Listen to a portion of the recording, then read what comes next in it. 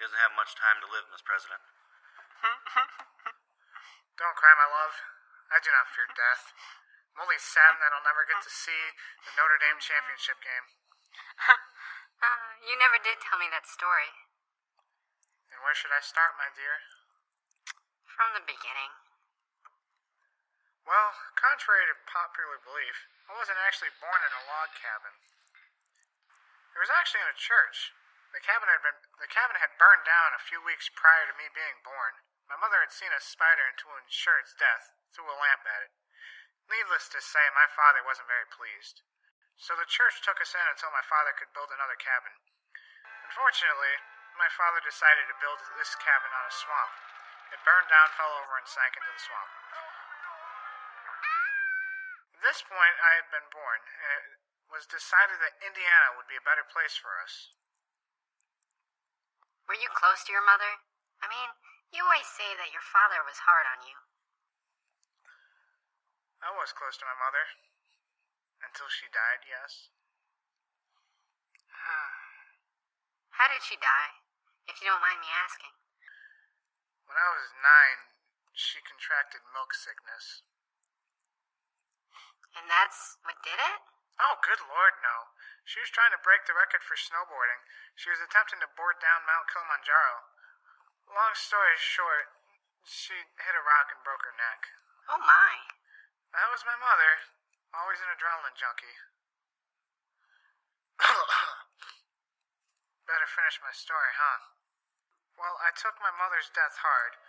My father and I grew more distant. Soon after his death, my father remarried. I instantly grew attached.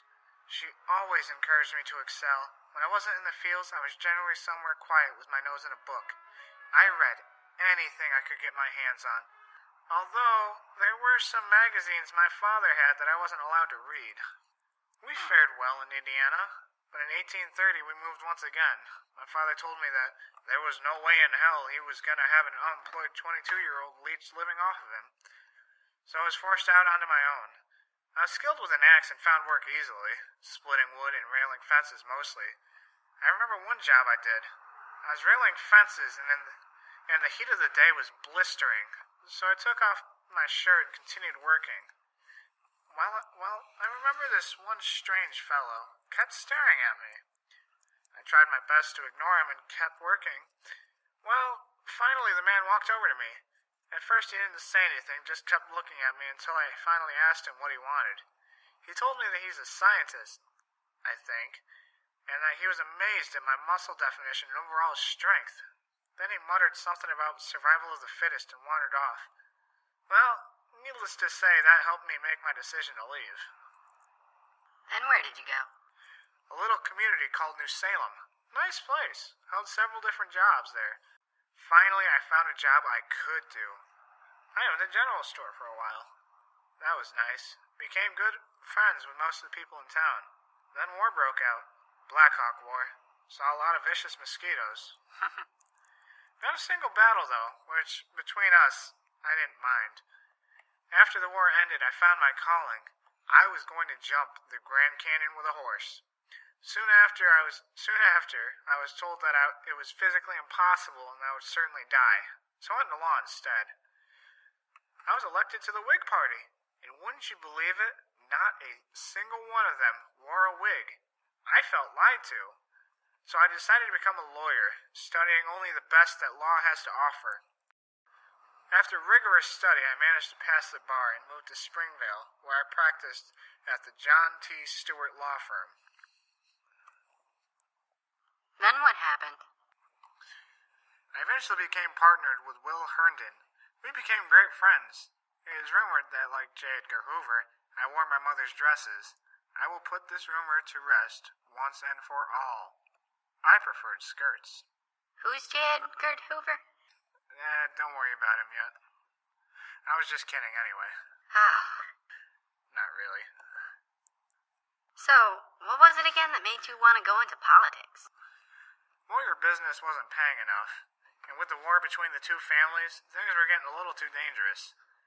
I went to get my mail one morning and I found a horse's head sitting next to my mailbox.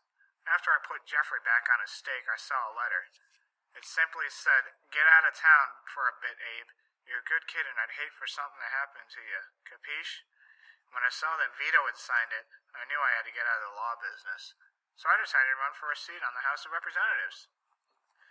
During my time, I found that my choices made me unpopular and had learned that the war was over, so I returned back to Springfield. Right around that time I met you. There are days when outside your window I see my reflection as I slowly pass, and I long for this mirrored perspective when we'll be lovers, lovers at last. You gotta spend some time, love. You gotta spend some time with me, and I know that you'll find love. I will possess your heart. You gotta spend some time, love. You gotta spend some time with me, and I know that you'll find love. I will possess your heart.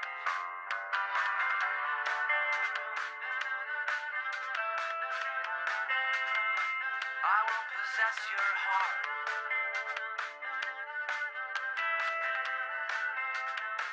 I will possess your heart.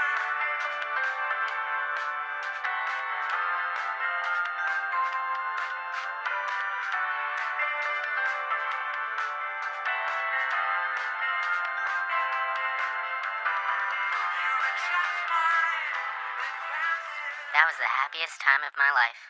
April 15th, 1865, President Abraham Lincoln was shot at the Ford Theater by John Wilkes Booth.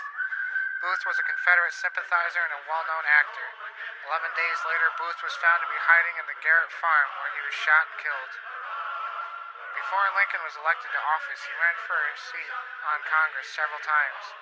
During his 2 terms as president, Abraham Lincoln was vastly unpopular. His decision to suspend writ of habeas corpus and to suspend citizens' basic rights was not an easy decision to make. In the history of the United States, no president has faced such great adversity and has overcome it as well as Lincoln did. When asked, many historians agree that Lincoln was the greatest president to date, and that if there were any other man in his position, the U.S. would still be a divided nation. It took courage and integrity to do what President Lincoln did. Most people in that position would have become drunk with power and would have been reluctant to relinquish it. After the war, Lincoln saw the need to reintegrate the South with minimum retribution. Mary Todd never remarried. In the 1880s, she was institutionalized. July 16th, 1882, she died in the home of her sister, Elizabeth Edwards.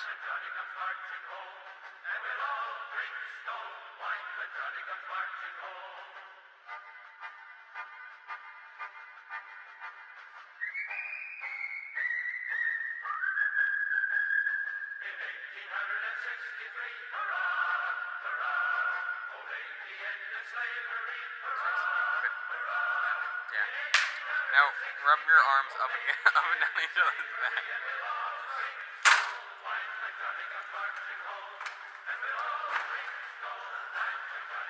Water, water, watermelon!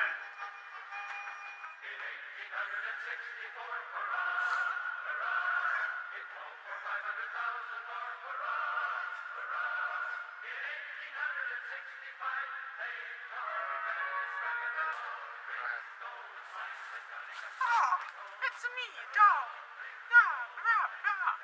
What's your definition?